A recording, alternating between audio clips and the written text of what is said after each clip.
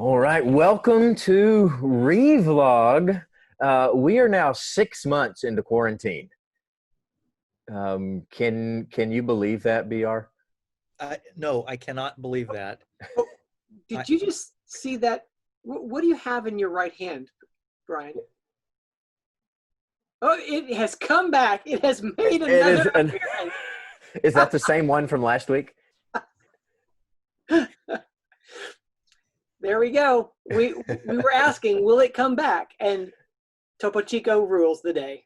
6 months in, the beverage of choice. I approve.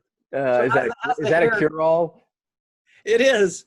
Please feel free to have one at home. So did you ever think, Pastor, that you really wouldn't cut your hair for 6 months? I mean, No. This is probably the longest it's been. I was looking at that yesterday. Not that I wasn't paying attention to the sermon, but and it is long, but it makes me homesick for the 70s. It really does. Oh well. It's letting that nostalgic. go. Keep going. It's nostalgic for me. So I'm ready for COVID to be over for many reasons, including then I can get my haircut. Yep. Putting barbers back on their game. That's right. Well, speaking of barbers, let's get to Philippians 1, chapter 1, verses 12 through 19 this week. Is that called a non sequitur? Yeah, there are no barbers, but I'm sure all of the barbers want us to get to the verse for the week. So here we are. There's a long conversation here around Paul's imprisonment and what he's facing for the sake of the gospel. Aaron, help us dive in here. What was your initial reaction to this text? I love early in this passage here. I mean, we've come off that beautiful salutation that we spent so much time on last week, and then to transition right into I'm in prison, and but you need to be clear here, guys, that even in prison, it has become clear to everybody that I'm in prison for the sake of the gospel, and not just to the people that are around me, but in prison, but to the whole guard. I mean, how does that happen? How does that? If you're imprisoned either rightly or wrongly, there's this separation between you and the authorities, between you and the other prisoners. There's this chip on your shoulder, and you can just imagine if you're thrown in prison, you become this, almost caged animal, or you become defensive. And Paul is saying, man, I got more people to witness to this week. And everybody knows that I'm here for the sake of Jesus Christ and the gospel. And man, I just want you guys to know that. Isn't that great? Yeah. It's just an incredible way to look. His worldview is so focused on Jesus. It's really incredible. Prison brings it out in him, doesn't it? I mean, yeah. Silas. Yeah, I mean, he really does. I mean, he seems as though he does see this as, I never would have been able to witness to these guards if I hadn't have been in prison. Right. And what a remarkable way to see this, because you're right. So often when we get caught in a situation like that, we would be ready to defend ourselves and fight for me, when his only purpose here is to defend the gospel. Right. And I'm going to defend and share the gospel. I mean, I don't care about me, and I don't care about where that takes me, but I'm going to defend the gospel instead of myself. So Amen. Yeah, it's a beautiful place to be here. Bryan, what was your initial reaction to this text?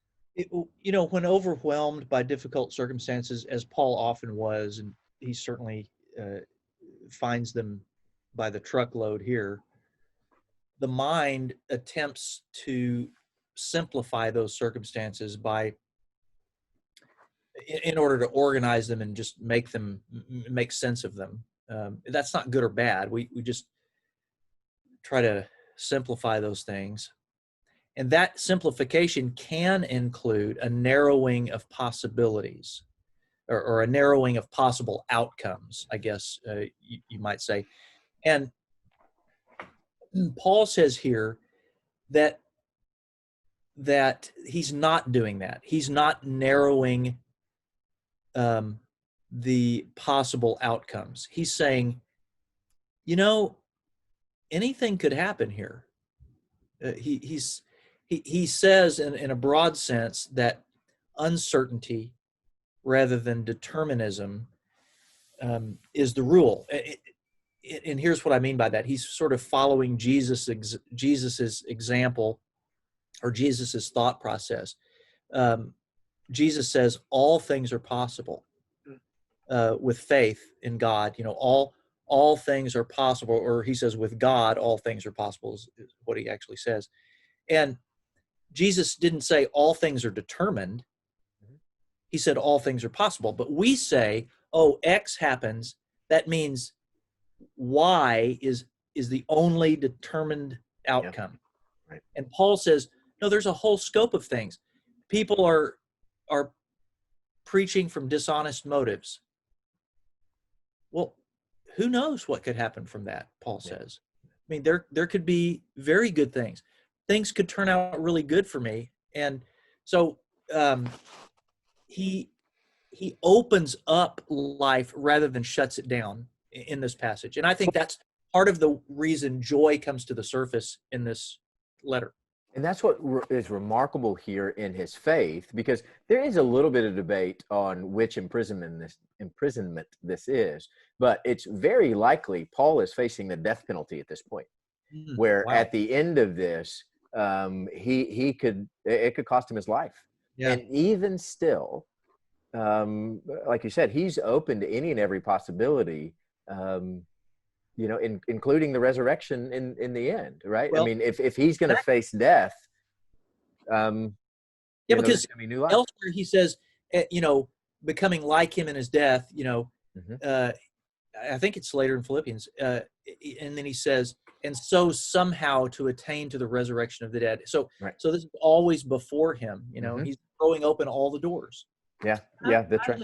I love that you touched on it, Bryan, that he acknowledges some people preach out of envy or rivalry, and he has some prescience, or I don't know how you would look at it, but he has a 30,000-foot view that he realizes that people that are going to read this on the other side, whether this imprisonment leads to death or not, that his words, his message, were they opportunist? Was he taking advantage of his imprisonment, or was he just on point the whole way, preaching the gospel and truth, and not wavering from that?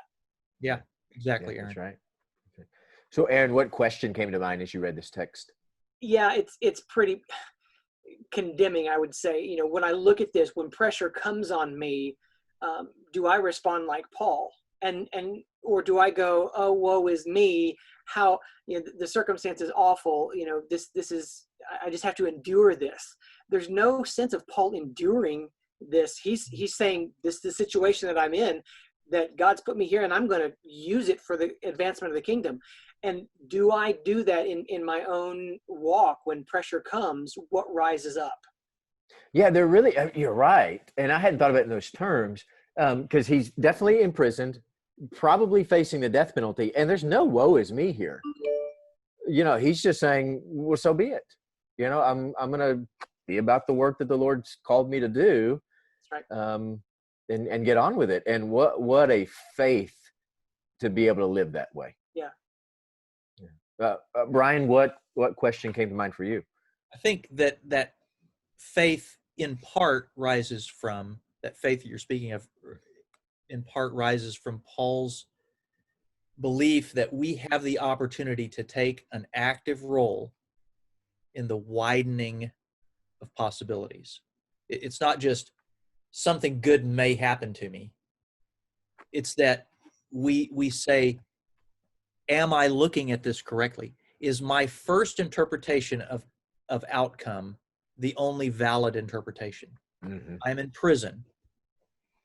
That is awful. I'm doomed. But wait, is that the only valid interpretation of these circumstances? Is that the only way this could go? And from that point, I think discovery of other possibilities can occur, which can invite us to prayer about those other possibilities that come to mind. And then we begin praying, Lord, could this could this other thing that I wouldn't have otherwise thought about actually come about?